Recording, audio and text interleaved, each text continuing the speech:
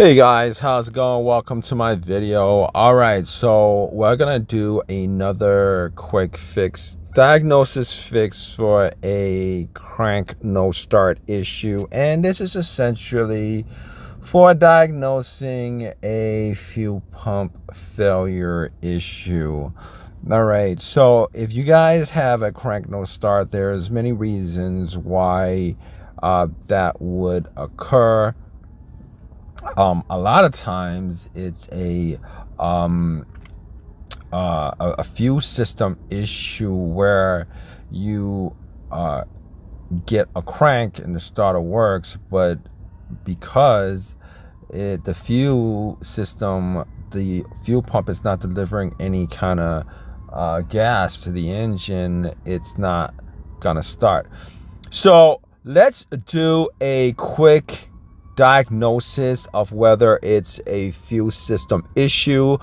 What you guys are gonna do in this issue is you guys are gonna want to get some starter fluid. All right, it's gonna tell you whether it's a fuel problem or some other problem, maybe related to a fuse, the ECM, or whatever else besides the fuel pump. All right, so basically you get into your car, you try to start it, you get a crank no start issue.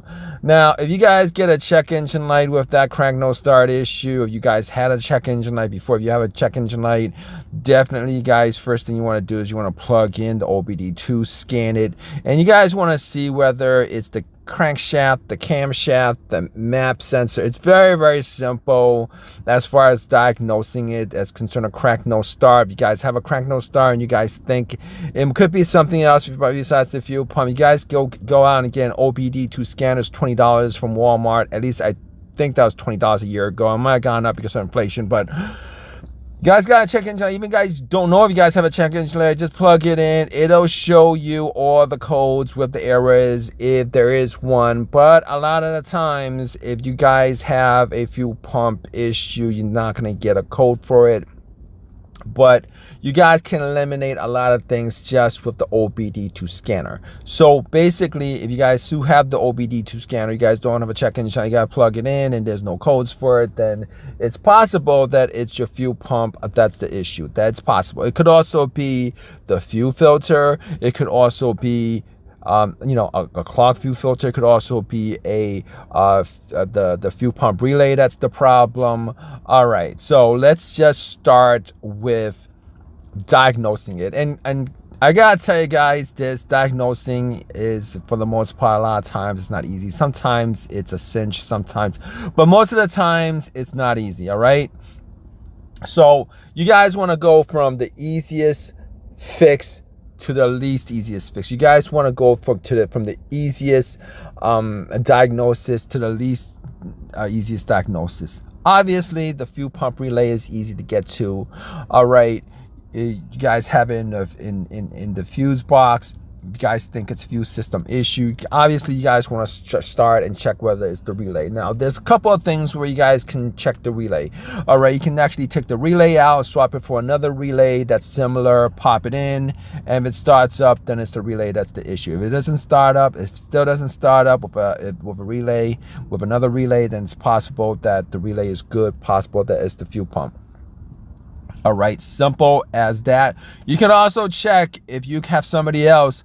You can have somebody else go out there, and when you crank it, somebody else could actually listen to hear to see whether the fuel pump relay clicks. All right, you guys could do that too.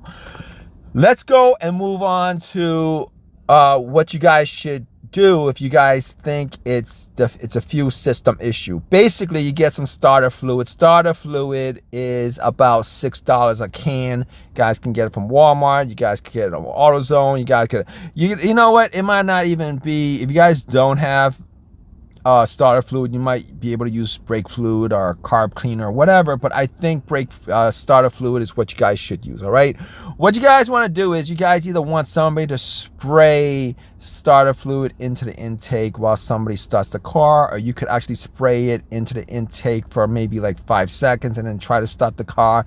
If it starts up and runs for maybe like 10 seconds or whatever until that starter fluid vapor gets used up. You know that it's a fuel based issue. It's a fuel based issue because there's no fuel delivering it to the fuel pump. I mean the engine. All right, it's a fuel. Okay, let's do another check to make sure whether your fuel pump is working. Now, for the most part, a lot of vehicles actually have a valve where you could actually check to see whether there's any kind, whether it's pressurized or not. All right. So simple thing is, if you guys have the valve, some cars don't. A lot of cars do. You guys might just want to just put your car in the on position, that position before the start, which is the prime position. That prime position essentially starts the fuel pump. All right, you want somebody to use some kind of maybe a thin screwdriver and pretty much put it in the valve. If starter fluid squirts out, then you know that the fuel pump is good. If you guys can get to the fuel line, you guys could actually disconnect the fuel line from the injectors without actually unscrewing the injectors and stuff like that, and see if you put the car key in the on position, see if the fuel pump is actually running. Gas will be squirting out from that fuel line. All right, pretty simple as far as that's concerned. Also what you guys want to do is, okay, if you guys still unsure whether it's the fuel pump or not, just to let you guys know, depending on where the fuel pump is, a lot of times you guys could actually hear the fuel pump going off on the on position. All right, the fuel pump actually primes the system before it fires up. So a lot of times when you have your key on the on position is where all the lights on your dash are on. You could actually, for a lot of cars.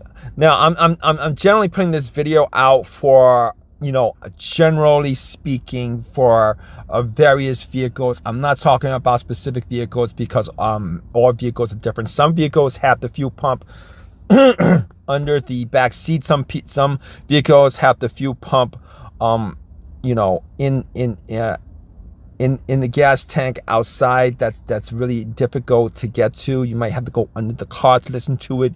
You might have to, if it's under your seat and you're able to get to under your seat. In some vehicles, it's very simple that way. You could literally just pop off the rear seat and you could actually listen to hear whether the fuel pump actually is running or not. Simple enough. If you guys have that simple situation, it's pretty much the easiest thing to figure out whether that fuel pump is running or not. You guys could take the seat off and there's the fuel pump right there. I think Camrys have that. I think Accords have that. Volvos have that. Saabs. Various vehicles actually have the fuel pump right under the seat. So you can take the seat off and then turn on the on position and listen to see if there's any kind of motorized sounds coming from it. If there's motorized sounds from it, it's probably good. But you could also take the line off and put a line, take the line off and connect it to a bag and see if any kind of fuel pump, if any fuel squirts out, then you know that the fuel pump is generally good. Now, I'm just saying this, all right? If you guys really need to be careful when you guys are doing this. You guys don't want to have any kind of, I don't know, anything that lights up or anything like that, because you're dealing with gas. You want to make sure that your windows are open, etc., okay? Now, unfortunately, if it's not under the seat, if it's connected to the fuel pump, it's on the outside. You guys still could have somebody listen from where the gas cap is taken off, where the gas gets put into the fuel tank. You can have somebody listen to it from that end. You could have somebody. You could jack the car up Obviously, you guys want to be careful about that. Check the car up. Always be safe. Put a tire under there.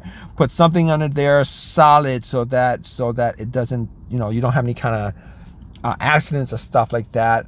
And you could actually try to listen to the fuel pump while you turn the key. If you hear like some kind of motorized whizzing sound, it means that most of the time means that the fuel pump is working.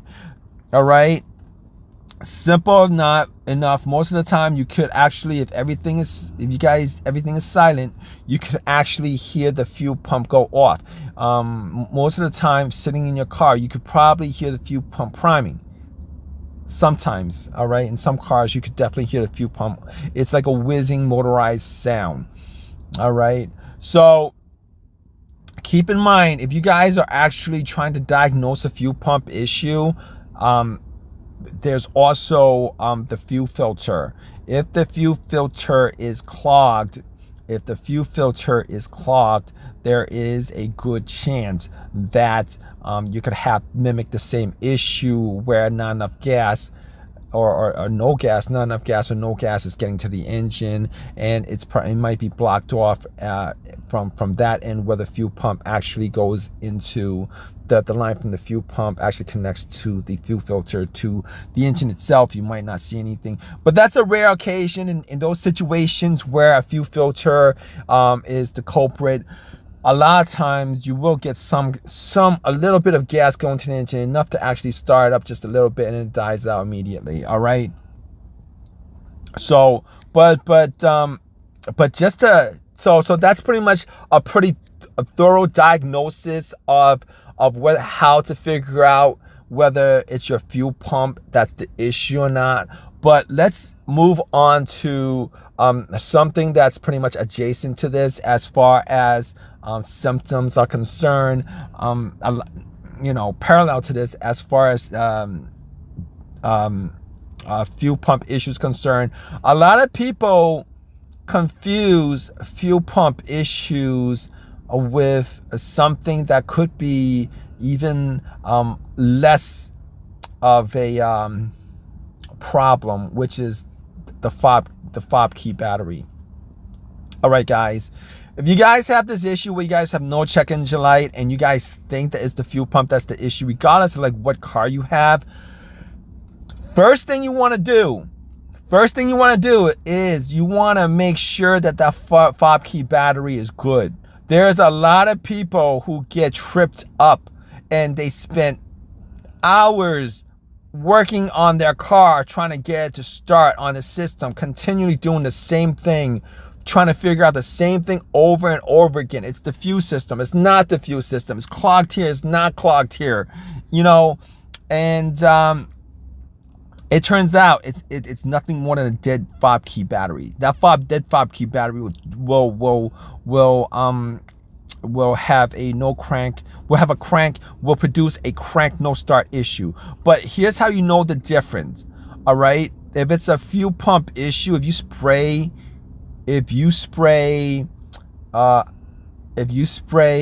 starter fluid in the intake, if it's a fuel pump issue, it should start up as long as you're, you know what? I might take that back. It could possibly, that could actually be the case too if you have a dead key fob battery. Possibly. Sometimes it won't start if you have a dead key fob battery. Sometimes it won't start if you actually spray starter fluid inside the engine. Sometimes it will. It kind of depends on the car and the security system. But the only reason I'm telling you this is that, why go through all that if the problem is just to change out the battery in your key fob. All right, and I'm telling you this because a lot of the symptoms from that is generally similar to a fuel pump not working. So just to throw that out there for you guys. Hope this video has helped you guys out. If you guys have any of your own personal experiences with this, definitely leave a comment in the comment section. It will probably help somebody else out. Please subscribe. Please give me a thumbs up. All that good stuff. All right, guys, take care.